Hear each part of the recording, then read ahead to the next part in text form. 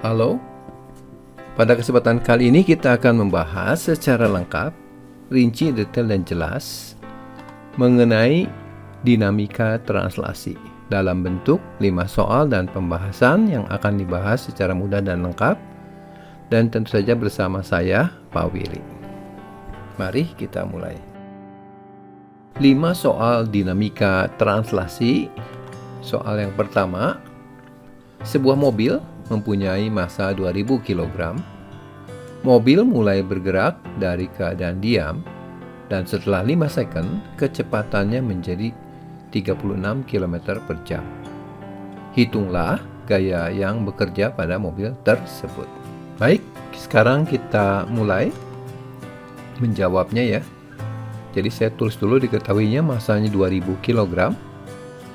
Kemudian mulai bergerak dari keadaan diam berarti V0 nya 0 dan T-nya 5 detik. Nah, untuk itu kita lihat dulu besar kecepatannya ini belum dalam SI, kita rubah.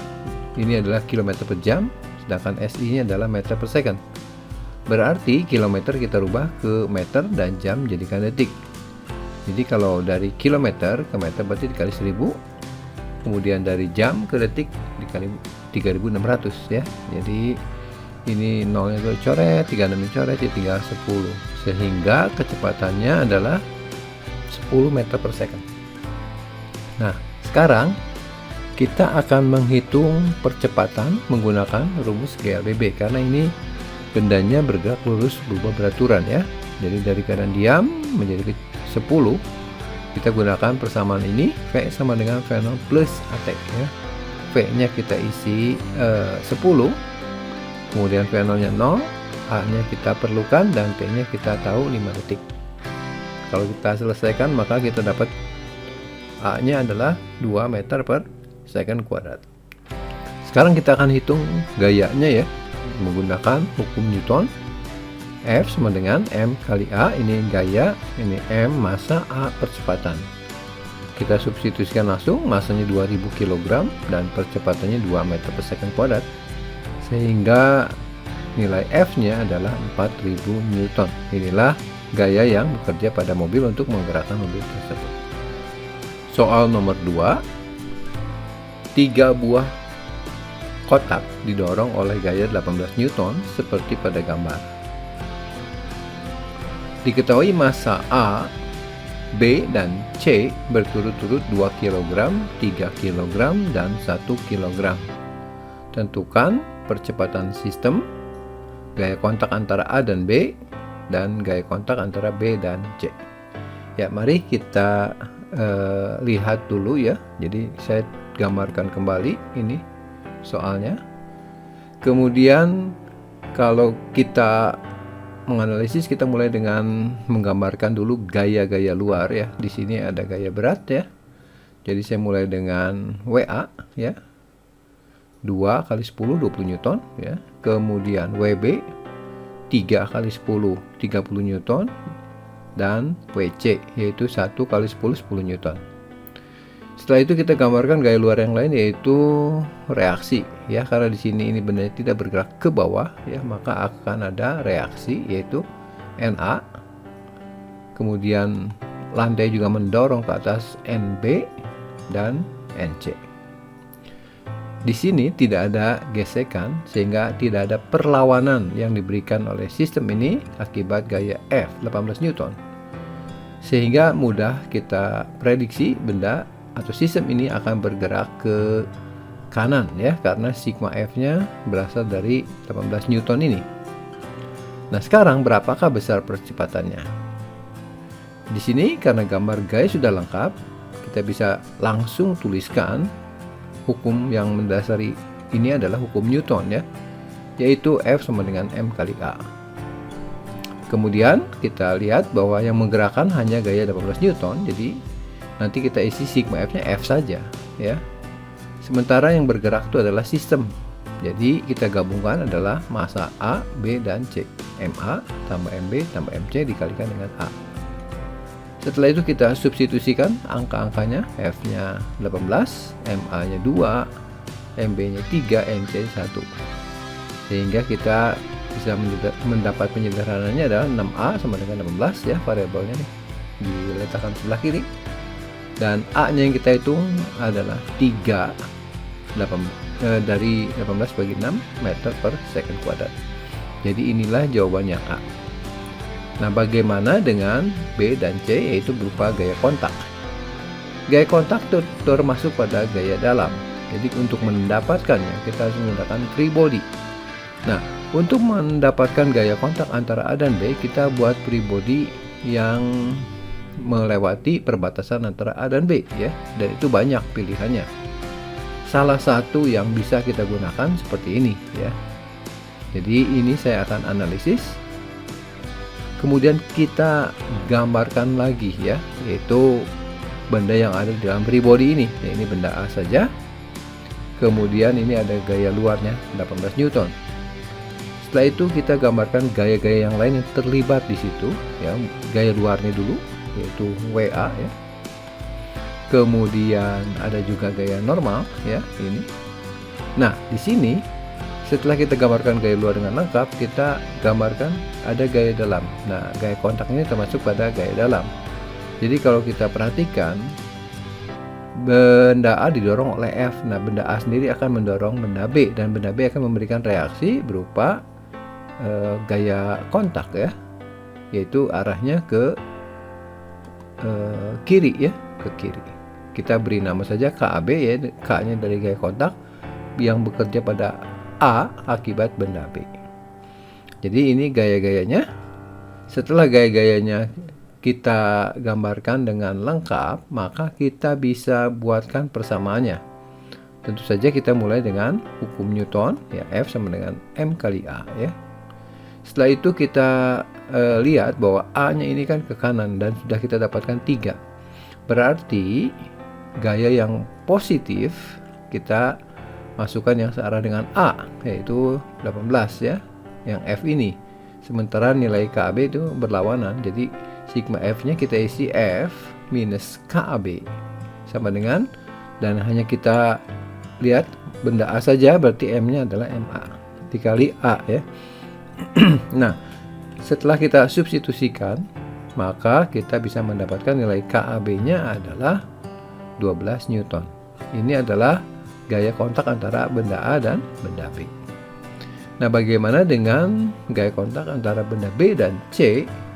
Pada prinsipnya sama ya. Jadi kita buat free body dulu yang melewati perbatasan B dan C, dan juga pilihannya banyak.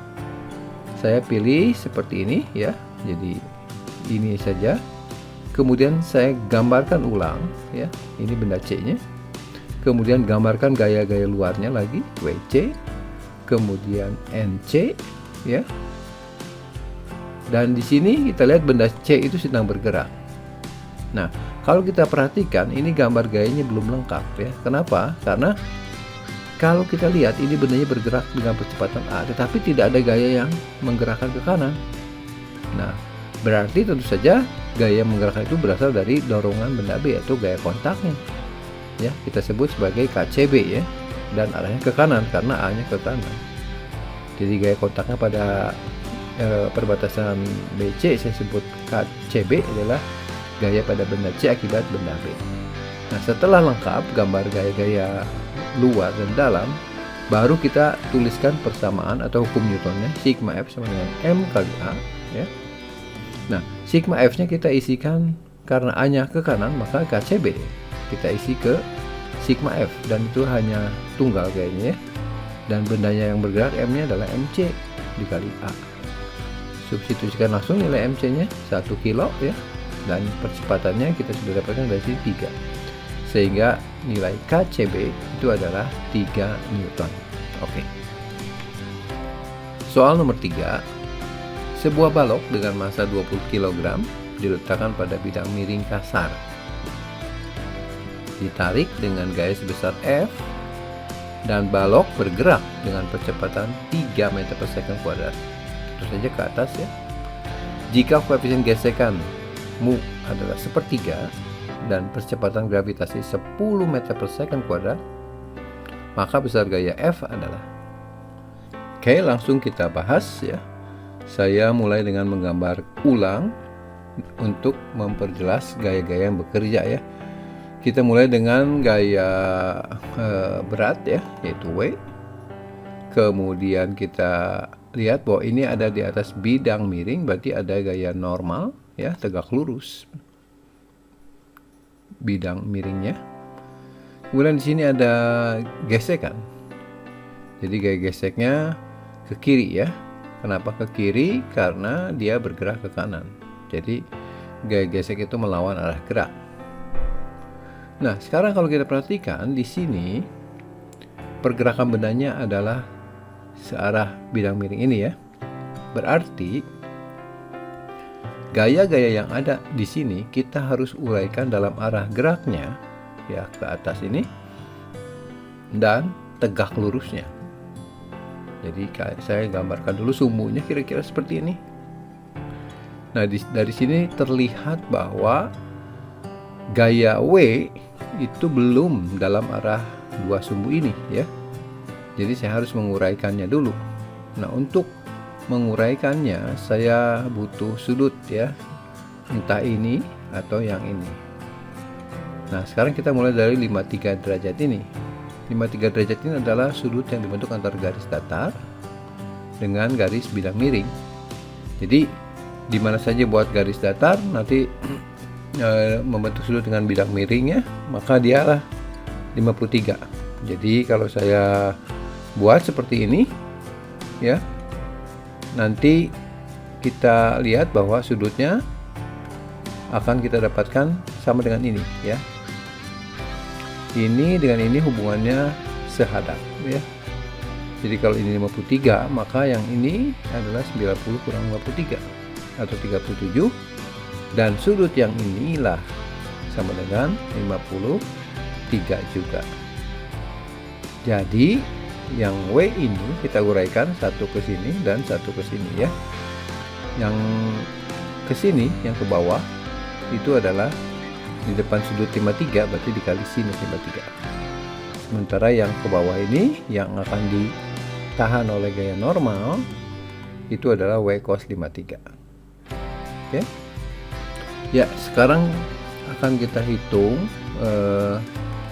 besar gaya berat terlebih dahulu ya. W sama M kali G, M nya 20, kemudian G nya 10, jadi W nya 200 Newton. Nah, setelah itu karena ada gaya gesek, kita akan hitung dulu besar gaya normalnya ya. Jadi gaya normal itu dari sigma Fy ya, dalam arah ini ya. Jadi kalau misalkan kita tuliskan persamaannya, sigma Fy sama dengan 0. Kemudian di sini kita anggap positifnya ke arah sini ya. Jadi nanti kita isi N sama dengan W cos 53 ya. Nah, W nya kita isi 200, cos 53 itu sama dengan sin 37 3/5. Jadi nanti kita dapatkan N nya sama dengan 120 Newton. Inilah gaya normalnya. Nah, setelah itu baru kita bisa menghitung gaya geseknya, yaitu F sama dengan mu kali N. Mu nya dari sini sepertiga, N nya dari sini.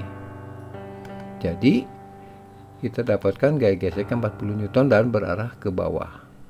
Nah, setelah lengkap gaya-gaya dalam arah X, maka kita bisa menghitung berapa besar percepatannya menggunakan hukum Newton ya. Hukum Newtonnya seperti berikut ya. F sama dengan M kali A, dalam hal ini F nya dalam arah X ya. Nah, F nya kita isi F ini karena searah dengan A, kemudian dikurang dengan gaya gesek karena berlawanan, dan dikurang lagi dengan W sin 53 karena berlawanan juga dengan A ya, sama dengan M nya dikali A yang ini. Nah, kita isikan angka-angkanya. F nya ditanya ya, jadi kita tulis kembali F, kemudian gaya geseknya 40 dari sini, dan W sin 53 nya kita hitung saja di sini, W 200 ya beratnya, dikali sin 53 yaitu 4/5, sama dengan masanya 20, dan A nya sudah kita hitung dari sini ya, dari soal. Jadi bisa kita dapatkan dengan mudah F min 40 ini 160, ini 60 ya. Jadi kita pindahkan ke ruas kanan semua. Jadi dapat F sama dengan 260 Newton. Jadi ini lebih besar gaya F yang mengakibatkan benda ini bisa bergerak ke atas ya. Soal nomor 4 mengenai katrol tetap ya. Dua buah balok bermasa M1 3 kg dan M2 2 kg saling berhubungan dengan seutas tali yang tidak mulur melalui sebuah katrol yang masanya diabaikan. Jika percepatan gravitasi 10 meter per second kuadrat, tentukan percepatan sistem ya, dan juga tegangan tali T ini. Nah, kita gambarkan terlebih dahulu seperti biasa. Kemudian kita gambarkan gaya luar ya, yaitu W1. Dan kalau kita hitung W1 itu mudah saja M kali G ya. Nanti kita dapatkan M-nya 3 kali 10. Jadi W1-nya 30 Newton. Kemudian kita gambarkan gaya berat yang lain yaitu W2 ya. Dan caranya sama, M kali G, maka kita dapatkan 20 Newton. Kemudian ada gaya luar yang lain yaitu R-nya di sini digantung sistem katrolnya, maka akan ada reaksi ke atas. Nah, sekarang karena W1-nya lebih besar dibanding W2 ya, maka ini terjadi ditarikan ke sini lebih kuat dibandingkan yang W2. Jadi nanti W1-nya akan turun ke bawah dengan kecepatan A, sementara benda 2 akan naik dengan kecepatan yang sama karena talinya tidak dapat mulur ya. Dan ketika dia bergerak akan ada tegangan tali yang menahan antara MA dan MB ini ya. Nah, sekarang kita akan hitung berapa percepatannya. Nah, untuk itu kita gunakan hukum Newton, sigma F sama dengan M kali A ya. Jadi kita lihat gaya-gayanya hanya dalam arah ini saja ya. Di sini ada W1 dan W2, dan W1 searah dengan A, sementara W2 berlawanan dengan arah A. Jadi sigma F-nya kita isi W1 dikurang W2 ya, sama dengan M1 plus M2 karena yang dilihat adalah sistem benda ini.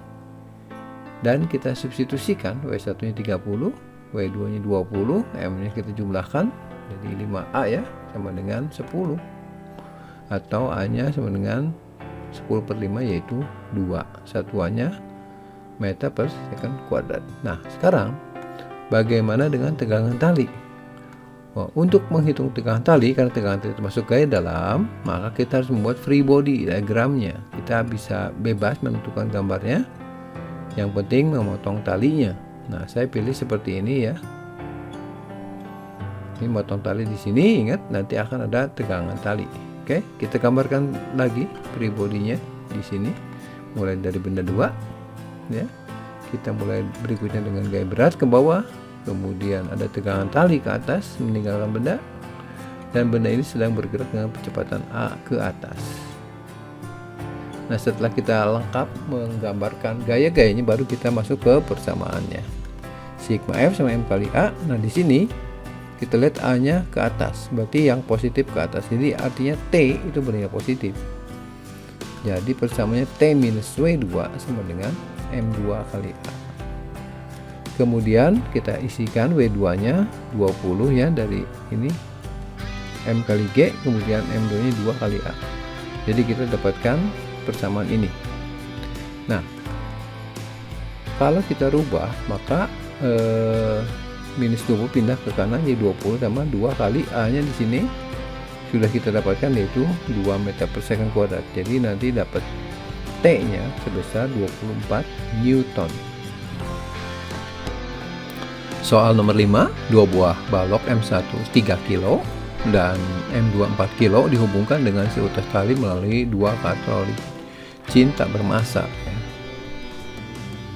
Balok M1 terletak pada bidang datar kasar dengan muka 0,25 dan balok M2 dihubungkan pada katrol bebas bergerak seperti diperlihatkan pada gambar.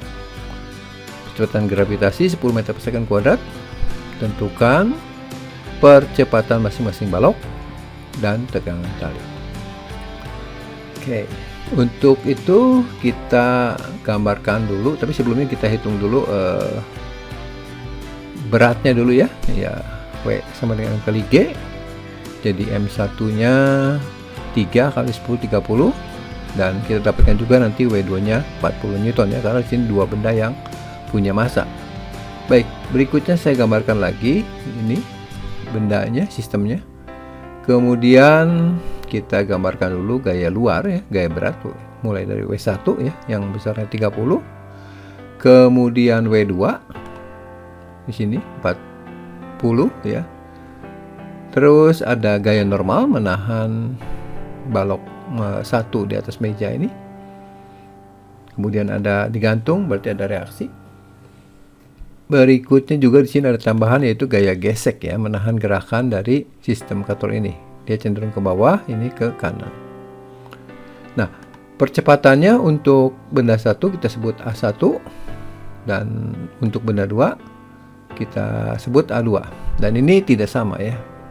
Kita ingat lagi di SMP ini ada kator bergerak, dia punya keuntungan mekanik 2, artinya benda ini akan bergerak lebih pelan ya, 2 kali dibandingkan yang ini.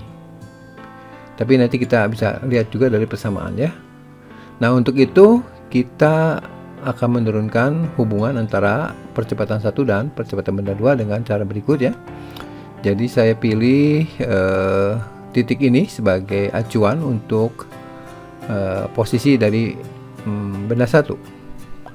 Kemudian untuk benda 2 kita juga bisa pilih dari sini ke kator sini saja ya, karena ini kan nempel benda 2 ke kator ini, sehingga pasti panjang tali ini selalu ada ya. Jadi untuk itu saya pilih posisi katrol ini ya, katrol yang bergerak terhadap titik ini. Nah, dari sini kita tahu bahwa panjang tali katrol yang ini itu pasti tetap ya selama geraknya, karena tidak mulur. Jadi kalau kita tuliskan perubahannya, jadi panjang talinya itu adalah X1 ini. Kalau ini kan selalu ada ya, nempel di katrolnya. Demikian juga panjang dari sini ke sini, demikian juga jarak dari sini ke sini selalu nilai tetap. Sehingga untuk L kita cukup tuliskan X1 ya, dari sini ke sini, tambah dari sini ke sini ketika dia bergerak X2. Kemudian di sini juga X2 ya. Kalau yang lain tetap.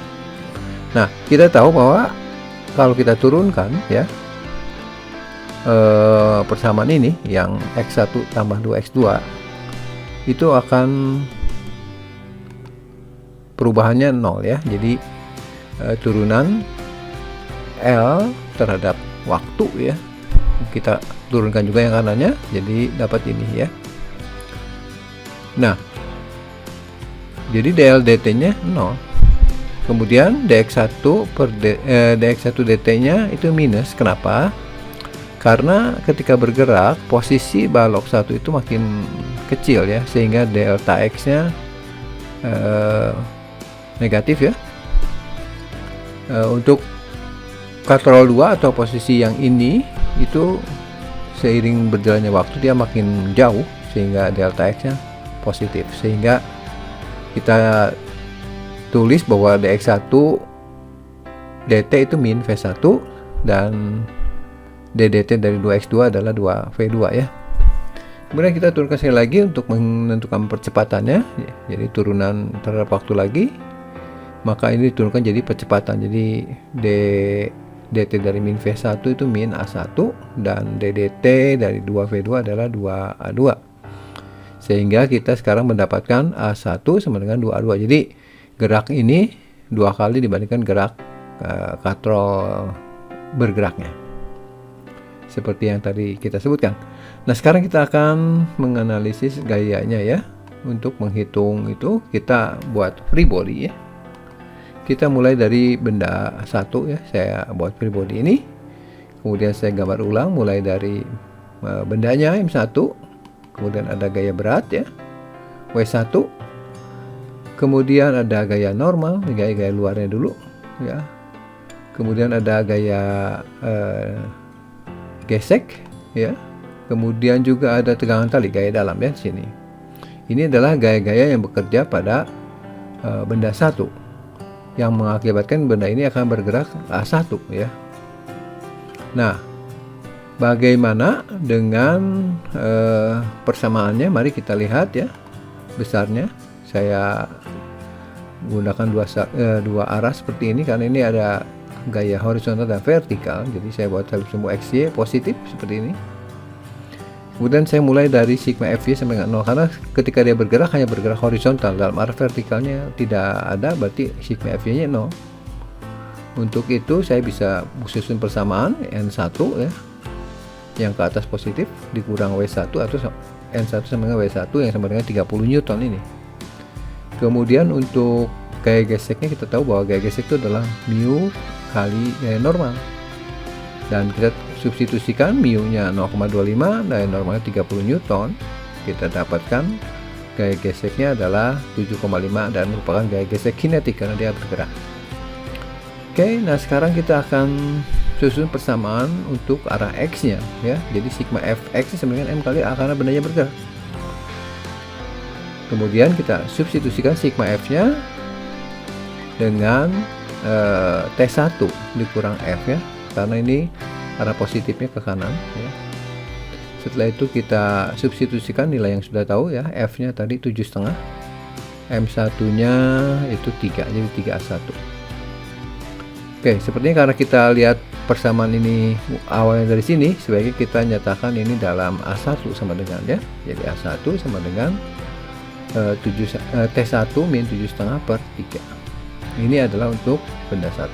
Persamaannya ini. Kita belum bisa menghitung. Kita butuh satu persamaan lagi, yaitu kita ambil free body benda 2 yang ini. Saya gambar ulang lagi untuk benda 2 ini. Jadi ini M2. Kemudian motong tali di sini ya.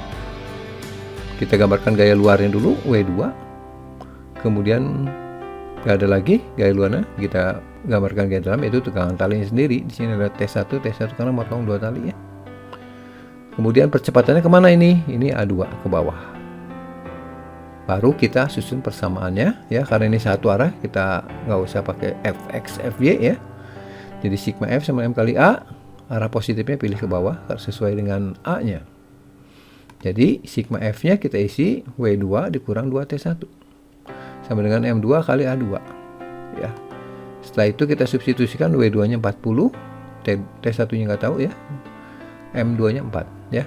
Oke, jadi dapat persamaan seperti itu. Nah, ini juga sama, kita susun persamaannya dalam A2 sama dengan ya.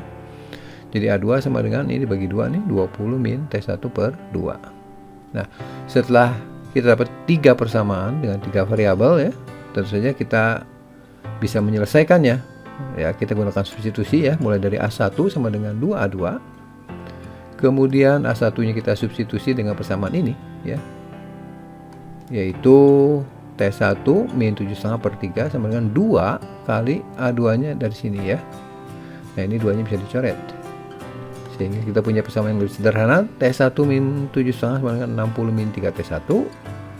Kemudian kita gabungkan T1 nya, 4T1 sama dengan 6,7,5 dan T1 nya dapatlah 16,875 Newton ya. Jadi kita tahu yang B dulu. Oke, nggak apa-apa. Baru setelah itu kita bisa menghitung percepatan. Bagaimana menghitung percepatannya? Kita kembali lagi ke persamaan yang ini dan yang ini ya. Kita hitung satu-satu. Jadi A1 sama dengan 16,875 dikurang 7,5 dibagi 3. Maka kita dapatkan A1 nya adalah 3,125. Kita bisa mendapatkan A2 dari sini, atau saya pilih yang ini aja ya, lebih mudah kelihatannya. Jadi A2 sama dengan setengah A1 ya. Jadi A2 nya setengah dari 3,125, atau A2 nya sama dengan 1,5625 meter per second kuadrat ya. Demikianlah pembahasan nomor 5. Ini adalah bagian akhir dari video dinamika translasi dalam bentuk 5 soal dan pembahasan yang sudah dibahas secara mudah dan lengkap. Saya sertakan soal bagi teman-teman di bagian akhir ini untuk dikerjakan sendiri. Nanti bagi teman-teman yang memerlukan jawaban dari soal latihan ini, saya sudah sertakan jawabannya di link yang ada pada bagian deskripsi. Silakan ya, nyalakan lonceng notifikasi bagi teman-teman yang ingin mendapatkan video soal dan pembahasan, khususnya fisika, di video berikutnya. Tentu saja subscribe dulu dan terus semangat belajar ya. Terima kasih.